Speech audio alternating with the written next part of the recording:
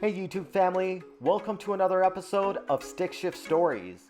Today's episode is really unique because we're going to be reviewing a subscriber's vehicle, a 1978 Porsche 911SC.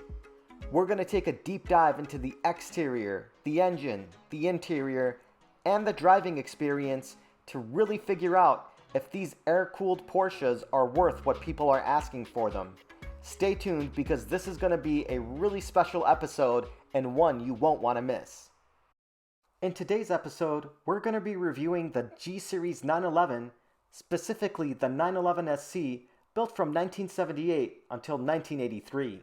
Many car enthusiasts will say with a strong passion that the classic air-cooled 911s are the epitome of a true sports car. For many people, they may not be the fastest, most attractive, or even the most reliable, but they provide a holistic driving experience that car lovers clamor over. The model pictured here is a 911SC of 1978 vintage. When first introduced as a 1978 model, the 911SC sported a body that was wider than the previous 1974 through 1977 models. At the front, the major design elements include fenders that are rounded and maintain their shape from the edge of the front windshield all the way to the headlight area. The headlights are round, sealed beam units with sugar scoop trim rings. Just below the bumper, you'll notice the very 80s square fog lights. The impact bumpers are a notable feature that instantaneously define the G-Series models. Due to safety regulations in the USA, regulators demanded that all new cars withstand a collision at 5 miles an hour without damage. The profile of the vehicle immediately displays the teardrop-shaped greenhouse that gently curves to meet the wide rear fenders that are a truly wonderful design. Wide and imposing, they present a visual excellence that is seldom seen in the car world. The rear quarter panel is so delicious looking you could just stare at the shape for hours.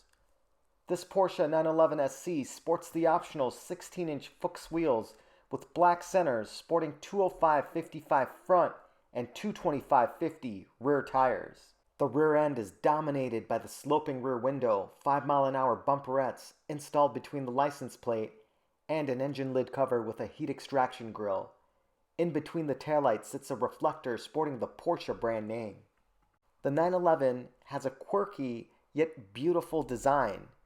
You wouldn't necessarily look at this vehicle and immediately fall in love with the way it looks. But the more time you spend with it, the more you can appreciate the subtle details that are built into the vehicle to give it true visual excitement.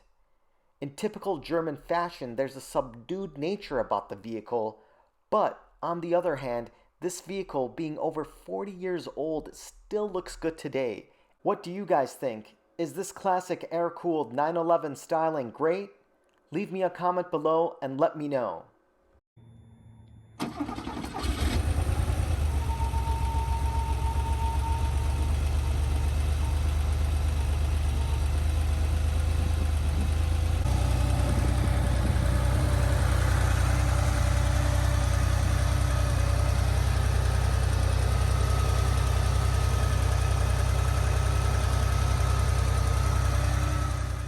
Those noises are crazy. The starter motor sounds like it's turning on a 1930s tractor, while the engine's ticking, clacking, and booming sounds are truly something else.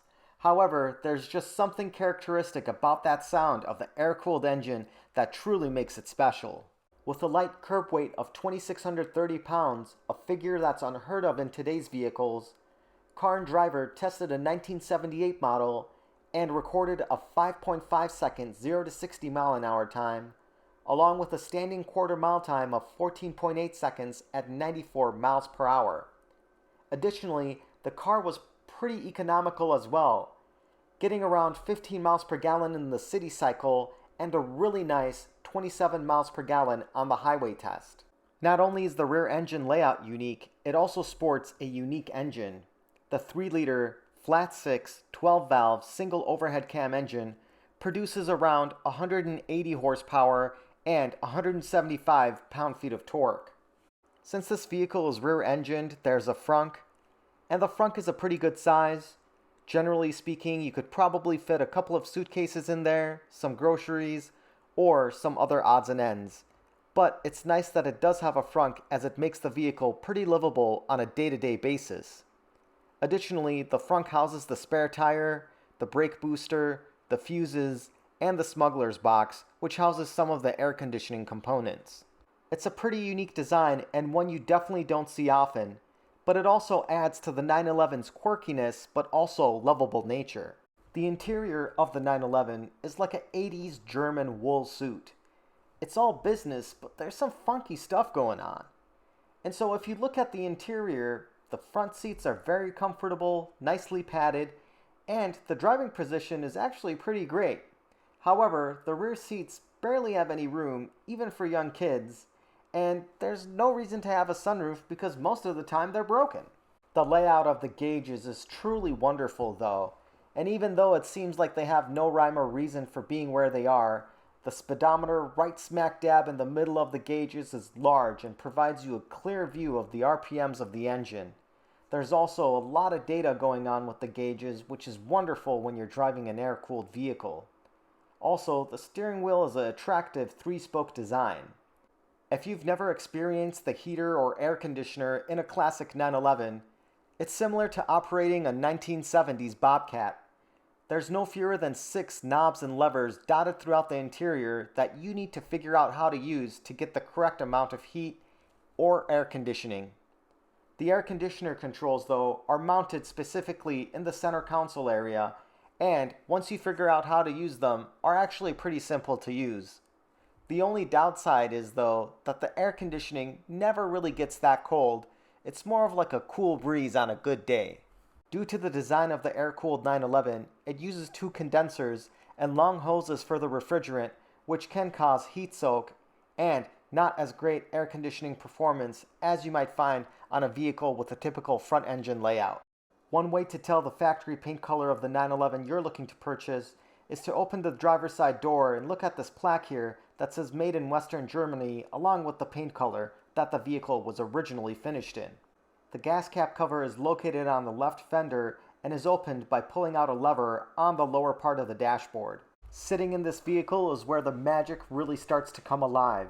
You're sat in the comfortable seat with the steering wheel straight ahead of you and a whole bunch of gauges. Now after you get used to the gauges, you really appreciate the red, high visibility needles and all of the information that's readily available at a quick glance. This is a truly great design, and more cars need to emulate this type of gauge package. The visibility out the front windshield is great, and you see those double humps from the fenders.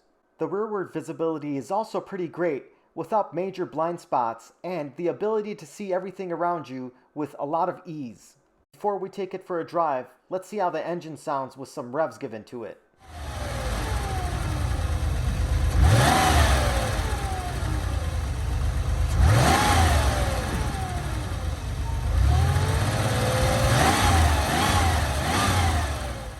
Sounds great. That CIS ignition works a treat.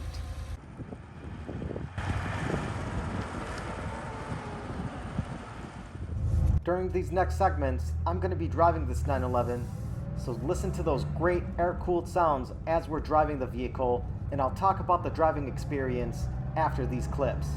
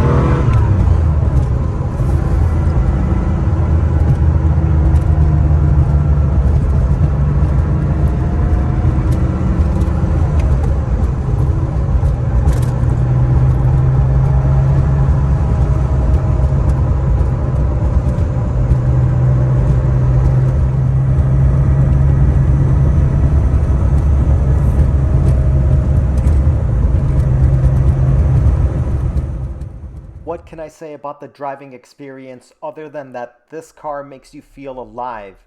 You actually feel the car working. It's not a numb experience like almost all new cars these days. There's no power steering. The pedals are attached to the floor like a race car. The engine sounds fabulous. The vehicle handles like it's on rails. You just want to keep driving and driving and driving. Oh, and the other thing is, it's also a comfortable ride. I mean, this might be one of the best driving cars ever. Is that why people are paying so much money for these things? In all seriousness, there's a lot of reasons why the value of these classic air-cooled 911s have been steadily going up dramatically since 2010. Basically, the market will dictate the price. There's a supply and demand issue because a lot of these vehicles are purchased in the United States and shipped overseas. And finally, they provide a driving experience that you simply cannot find anywhere else.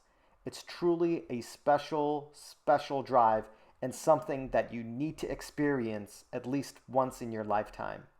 Thanks so much for watching. Please hit that like and subscribe button, and we'll see you for the next episode of Stick Shift Stories.